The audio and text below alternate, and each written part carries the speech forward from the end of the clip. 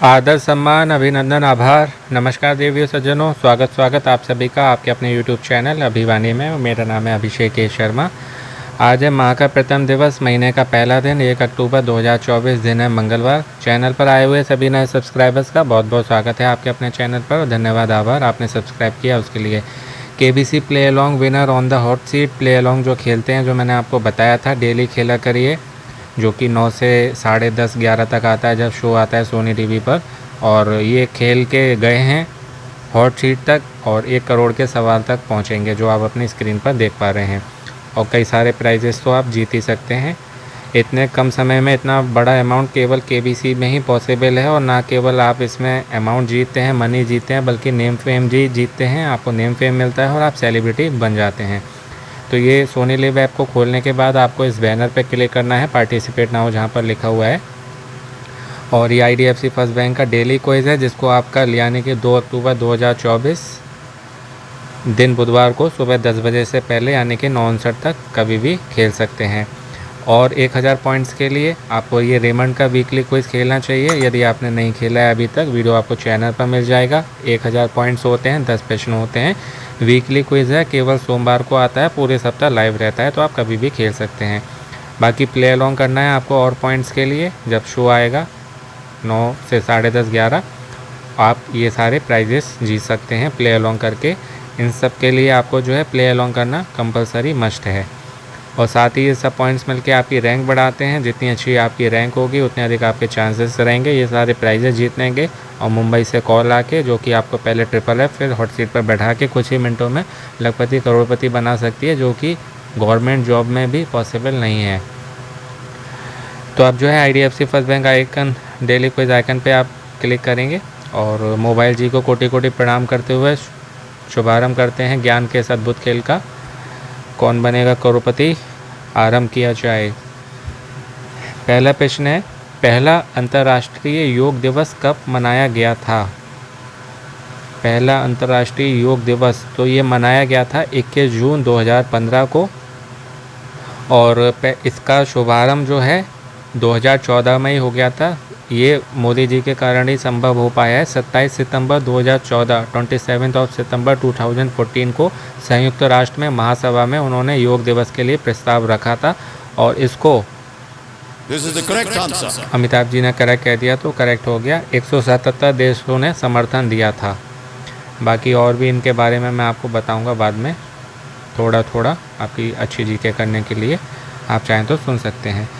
दूसरा प्रश्न है कि भारत के पहले राष्ट्रपति कौन थे? तो ये शायद ही कोई नहीं जानता हो, बाबू राजेंद्र प्रसाद। इन्हें सम्मान से राजेंद्र बाबू कह के पुकारा जाता था। अभी तक आपने राजेंद्र प्रसाद ही नाम लिखा देखा होगा, लेकिन इसमें लिखा है बाबू राजेंद्र प्रसाद।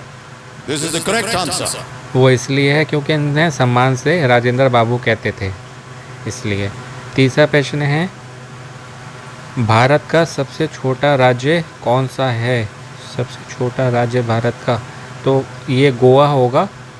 और ये पणजी जो है इसकी राजधानी है। और ये 3702 वर्ग किलोमीटर में फैला हुआ है, 3702। और सबसे बड़े की बात करें तो वो कहाँ का है? राजस्थान। ऑप्शन में नहीं है, लेकिन राजस्थान होगा सबसे बड़ा है तो। This is the correct answer. Correct answer है। चौथा प्रश्न हम सबकी स्क्रीन पर ये रहा। ये विश्व युद्ध की बात हो रही है कि दूसरा विश्व युद्ध कब समाप्त हुआ था? दूसरा विश्व युद्ध तो ये 2 सितंबर 1945 को, 2 सितंबर 1945 को समाप्त हुआ था ऑफिशियली। लेकिन कहते हैं यूरोप ने युद्ध पहले ही यूरोप में मतलब युद्ध पहले ही ख़त्म हो चुका था। और शुरू कब हुआ था, प्रारंभ कब हुआ था? तो 1 सितंबर 1939। Option C, let's see right और wrong. This is the correct answer. Yes, correct answer, got 100 points. Start हुआ था 1 सितंबर 1939, 1939 को, 1 सितंबर को। अगला प्रश्न, पांचवा अंतिम प्रश्न ये रहा। IDFC फर्स्ट बैंक वालों का ये क्विज होता है डेली, जो है इनका एक प्रश्न अवश्य आता है 5वें नंबर पे। इसमें पूछा जा रहा है कि IDFC फर्स्ट बैंक की प्रॉपर्टी के खिलाफ लोन का अधिकतम लोन राशि क्या है? तो शायद इससे जुड़ा हुआ प्रश्न पहले भी आ चुका है। 1 लाख, 20 लाख यहाँ सवाल है 10 करोड़ का। 10 करोड़ वाली बात है, 1 करोड़ या 10 करोड़ में से एक होगा। बड़े अमाउंट पे टच करके सबमिट करता हूँ, देखते हैं। This is the correct answer. Correct answer हो गया, 10 करोड़ सही जवाब है इसका। अब जो है थोड़ी मैं आपकी जीके के लिए बता देता हूँ, सुनना चाहें आप तो सुन सकते हैं, लेकिन आंसर तो मैंने आपको जो है बता ही दिए। तो सबसे पहले योग दिवस की बात हो रही थी, तो हर योग दिवस की ना हर बार नई थीम होती है। तो इस वाले की, पहले वाले की थीम जो थी वो थी सद्भाव और शांति के लिए योग। सद्भाव और शांति के लिए योग।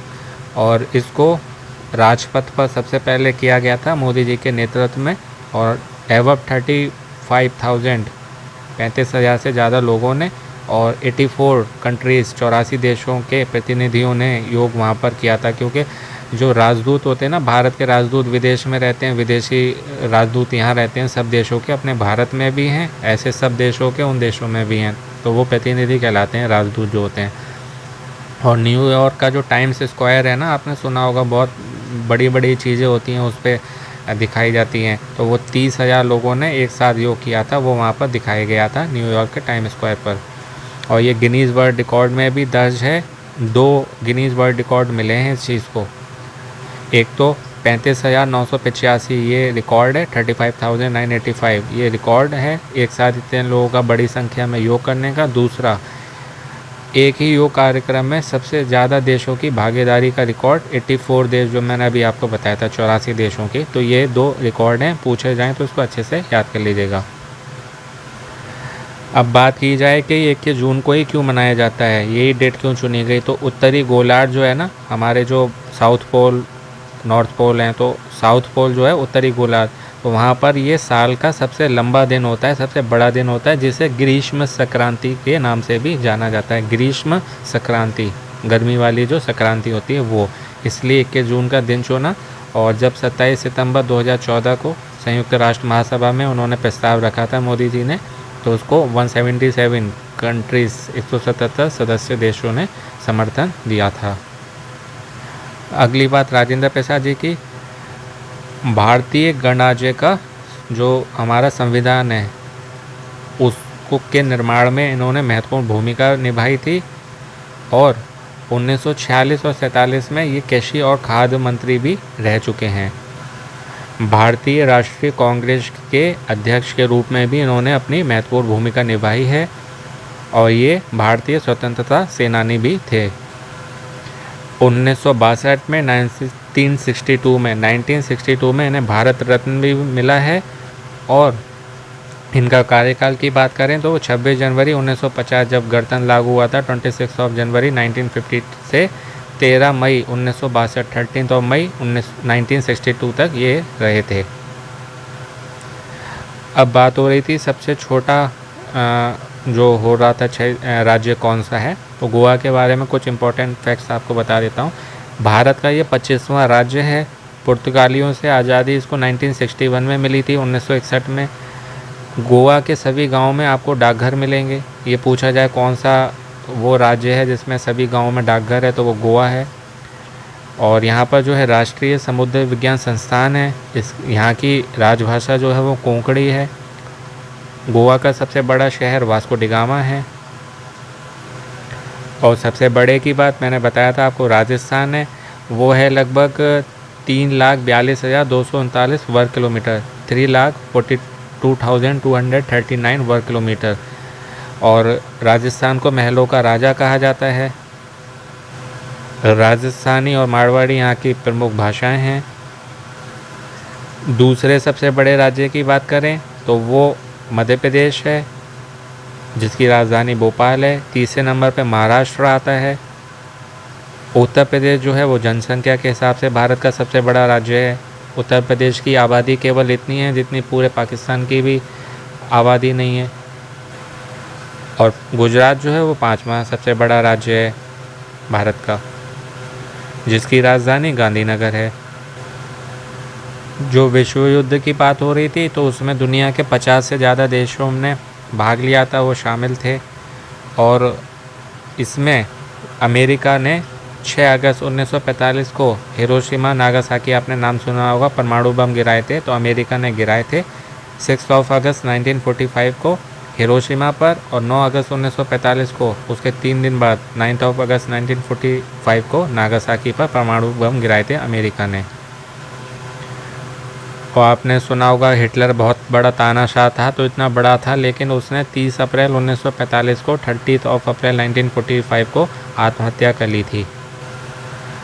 अब तक विश्व युद्ध 2 हो चुके हैं। पहला हुआ था 1914 से 1918 तक 1914 टू 1918, दूसरा हुआ था 1939 से 45 तक 1939 टू 1945, और तीसरा भी आपने सुना होगा जिसको शीत युद्ध के नाम से जाना जाता है, शीत युद्ध, जो कि 1945 से 1991 तक चला था, 1945 से 1991। ये तब हुआ था हालांकि जापान ने जो है 15 अगस्त 1945 को 15 अगस्त 1945 को आत्मसमर्पण कर दिया था, लेकिन जापान के खिलाफ जो है युद्ध में प्रवेश कर दिया था 8 अगस्त को ही 1945 में ही 8 अगस्त 1945 को ही सोवियत संघ ने, तो वो फिर शीत युद्ध में बदल गया और तीसरा कहलाया। और जो अभी यूक्रेन और रूस का चल रहा है तो वो उसको आप चौथा विश्व युद्ध कह सकते हैं, जो कि कह रहे थे बहुत लोग के 2 दिन में ख़त्म हो जाएगा कि 2 सप्ताह में ख़त्म हो जाएगा। आज कई साल हो गए और अभी ये कई साल और चलेगा, तो इसको जो है आप चौथा विश्व युद्ध भी कह सकते हैं। तो ये थी आज के क्विज से जुड़ी हुई कुछ most important tips, most important points, most important बातें, जो बाकी एक एक आप ऑप्शन के बारे में पढ़ेंगे तो बहुत डिटेल में सब कुछ आएगा सामने। मोस्ट इम्पॉर्टेंट जो होता है ना वो मैं आपको बता देता हूँ। और जीके तो बहुत ब्रॉड है, बहुत वास्ट है, जितना पढ़ें उतना कम है, तो मोस्ट जो है पढ़ लीजिएगा। और जो 6 महीने से लेके 1 साल तक की इंपॉर्टेंट जीके होती है वो पढ़िए, न्यूज़पेपर डेली का पढ़िए, उसमें बहुत अच्छी जीके आती है। और ऐसे ही अपनी जो है तैयारी करते रहें। बाकी आपको हमारे चैनल पर बहुत सारे क्विज़ेस के वीडियो मिलेंगे, आशा है आपको अच्छे से आज बता पाया हूँ और आपकी जीके और इम्प्रूव और गेन हुई होगी। सेम क्विज़ के अदर वीडियोस आपको चैनल पर मिल जाएंगे, साथ ही आपको और भी कई सारे क्विज़ेस के वीडियो मिलेंगे दैनिक भास्कर के, अमेज़ॉन के, जो कि आपकी जनरल नॉलेज तो अच्छी करेंगे। वो क्विज़ के वीडियो हैं तो लकी ड्रॉ में एंटर करके आप कई सारे प्राइजेस भी जीत सकते हैं। तो डेली खेलिए, अलग अलग समय पर खेलिए, कई सारे नंबर से खेलिए, अपने जीतने के चांसेस को बढ़ाइए, मोटिवेट रहिए, पॉजिटिव रहिए, स्वस्थ रहिए, मस्त रहिए, पेशेंट रहिए, अपनों का ध्यान रखिए। सुनते रहिए अभिवाणी भाई अभिषेक ए शर्मा। आपका दिन और जीवन शुभ हो। शीघ्र मिलते हैं एक नए वीडियो में। All the very best and best of luck friends. नमस्ते, शुभ दिन।